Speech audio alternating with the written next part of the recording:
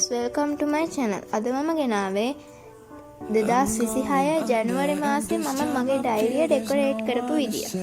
මේක බලලා සමහරට ඔයාලටත් ඔයාලගේ ඩයරිය හදන්න අයිඩියාස් වැඩි වෙන්න පුළුවන්.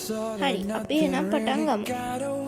මම ඉස්සෙල්ලාම පිටේ my diary කියලා ලියලා ඒක මෙන්න මේ ප්ලැටිනම් දෙකෙන් පාට කරා මික්ස් කරලා ඊළඟට මම කලෙක්ෂන් පෙන් එක අරගෙන චූටි චූටි ඉරි ඇඳලා තිත් තියලා ඒක ඩෙකොරේට් කරා. ඊළඟට මම ඊළඟ පිටේ about me කියලා පිට්ට තමයි දැම්මේ. මම හිතන් ඉන්නේ මේ ජනවාරි මාසෙම black and grey පාට වලින් ඩෙකොරේට් කරා. about me කියලා ලියලා ඒකේ මං ගැන විස්තර කිහිපයක් තමයි මම දැම්මේ. ඊළඟ පිටේ මම ජනවාරි 2026 කියලා ලියලා පැත්තෙන් චූටියට කැලෙන්ඩර් එකෙන් ජනවාරි මාසේ ඩේට්ස් ටික ඇලෙව්වා. ඒක මම කුරුමිනි විදියට තමයි හැදුවේ. ඒකේ මම ඉස්කෝලේ දෙන ස්පෙෂල් දේවල් ඊළඟට බර්ත්ඩේස් ඒ වගේ මාක් කරා. ඔයාලට පුළුවන් මේ විදියට හදා ගන්න. මේ කොළ ටික මම හැම මාසෙම print කරගත්තා ඩයරිය අලවන්න. ඊළඟට මම මේ හැම page එකේම මේ විදියට චූටි මකුළු දැලක් ඇඳලා ස්පයිඩර් කෙනෙක් ඇඳලා 2026 ජනවාරි 1 එහෙම දාලා dear diary කියලා වෙනම කොටසක් කරලා තමයි යටින් ඩයරිය ලියන්න පටන් ගත්තේ.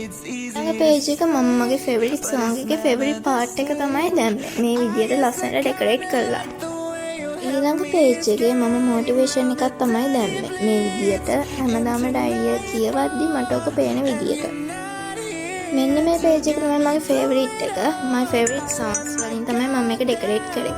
ඊළඟට ඒකේ මම කැමති හැම English songs එකක්ම දැම්මා. මීට අමතරව තව ගොඩක් තියෙනවා. මම දැන්ට දාන්න තියෙන ටික විතරයි දැම්මේ. ඊළඟ page එකේ මම අඳපු චූටි චිත්‍රයක් ඇලෙව්වා. ඒක නිකන් memory එකක් විදියට ඩයරි එක බලද්දි මතක තියාගන්න පුළුවන් විදියට. මේකෙත් ඒ විදියටම තමයි කළේ කලර් කරපු එකක්.